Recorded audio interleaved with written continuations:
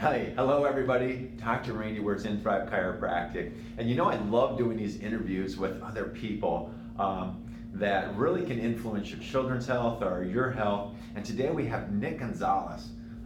He works at the Goddard School in Polaris. And I came across Nick, actually, believe it or not, in a Starbucks. He was fortunate enough to be wearing a uniform, his polo with his Goddard logo. And I approached him, like, he worked there. And the reason I approached him because we're having a child in February, and I wanted to I wanted to find out places where we would be having a daycare and a preschool. And it turns out Nick's a music teacher there, which I found very fascinating. Okay, because I'm very fascinated first with people who can play music, but who can do two different things at the same time with their hands, like guitar or piano, but other things as well. So I want to ask Nick, what brought you to this point in your life where you said, hey, I want to teach music, I want to interact with kids? What influence? And it's very evident when I first met you that you had a passion for both. Yeah.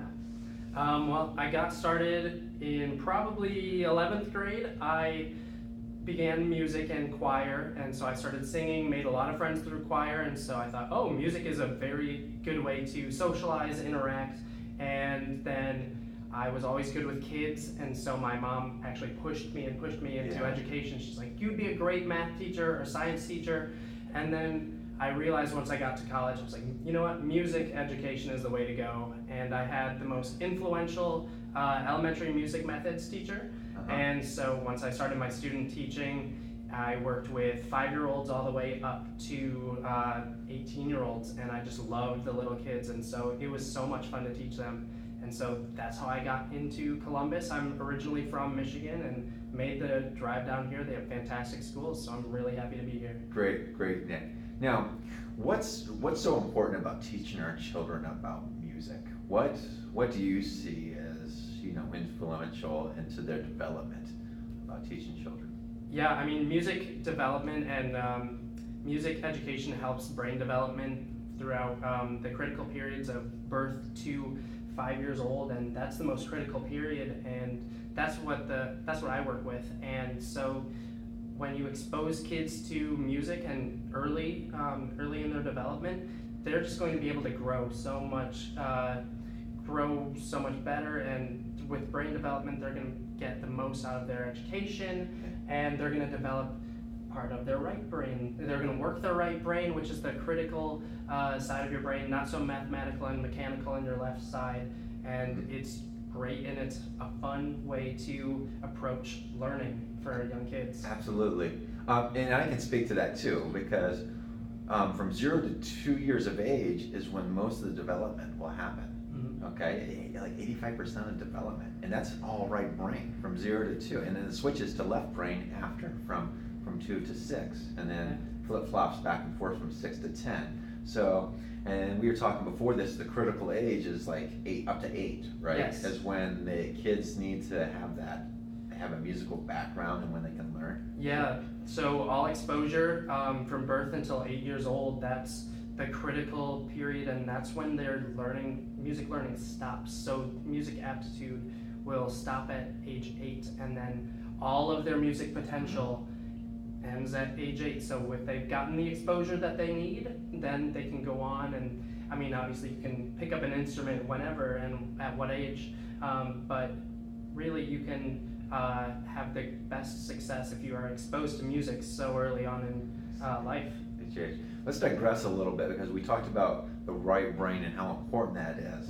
The right brain is big conceptual thinking. You use the right brain when you read to actually pick out the story. The left brain would be used to understand the words, the definition, but the right brain is all about the story. It's seeing the forest rather than individual trees. Very important for critical thinking, creative thinking, imagination as well. So problem solving as a big component of the right brain too. Absolutely.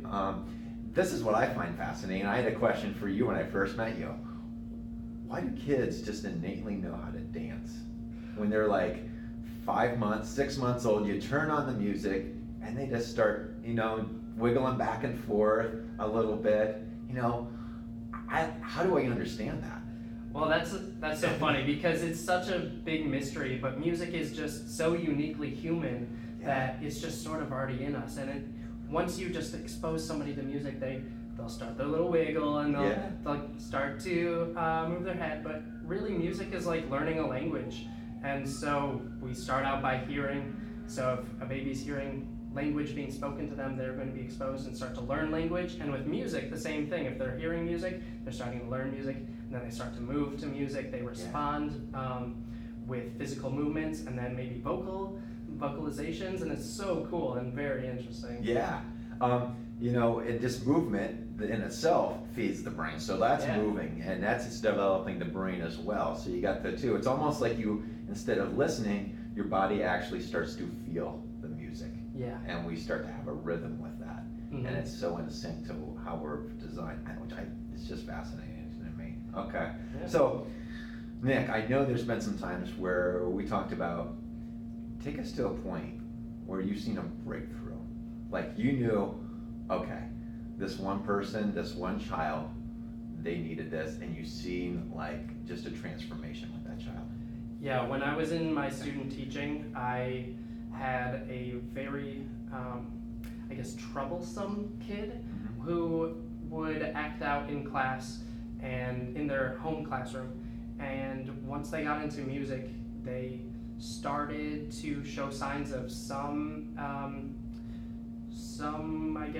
acceptance of feeling like, oh, this is a safe space and I can actually be myself. And so I love to provide music as a safe space, but after they've gotten to give me their trust throughout the school year, then you see them open up, and then through music they started to interact in class more. And so at first they would be very shy, and they've been told no and not a lot of positive reinforcement, but then with music, I saw them get to open up and interact more and more in class, and so I'd encourage them to interact with their classmates more and then their teachers.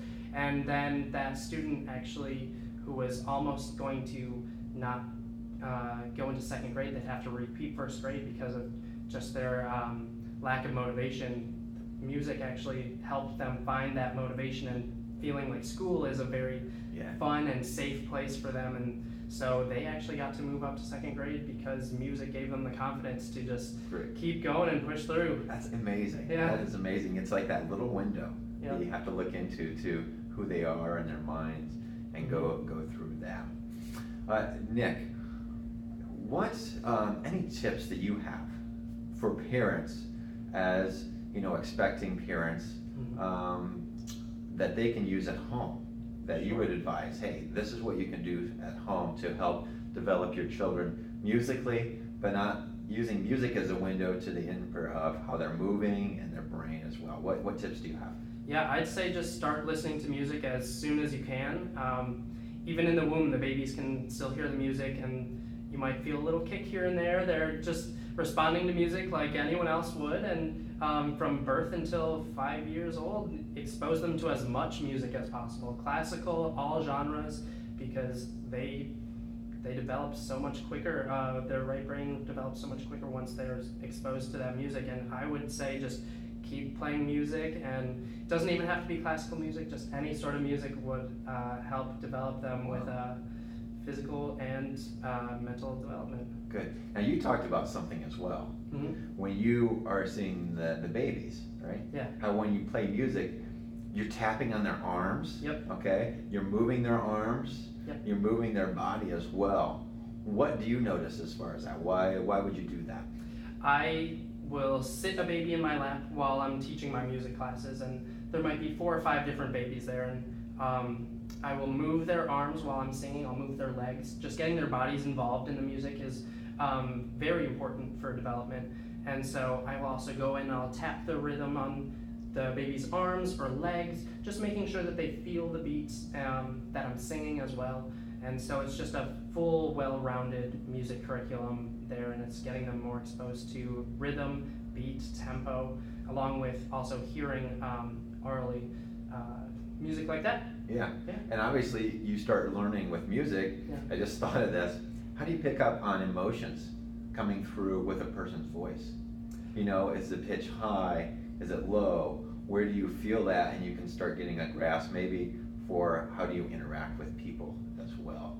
Yeah, I take their pitch pretty in a direction where I will just imitate them. So if they're having like a pouty day and they'll talk really low or they'll go, oh, I'll just sort of have fun and I'll sort of mimic them, and so they'll start to brighten up. They'll realize that someone is trying to communicate with them in a silly way, and so it'll brighten up their attitude, and their pitch will change, and their it might actually even improve their singing voice eventually. Yeah. And just being able to manipulate their voice, and we do voice explorations when I do teaching, so we mimic all of the voices and stuff like that, just getting them exposed to their own body, and it's a bunch of developing body awareness and vocal awareness. It's really a fascinating subject to teach. And let's face it, you're probably recruiting kids at a young age to your music school, huh? Eventually, yeah. Yeah, planting the seeds. Good. Right. So I just think I could go on and on about this. I just think it's so fascinating about how our kids learn and how you're teaching them and how really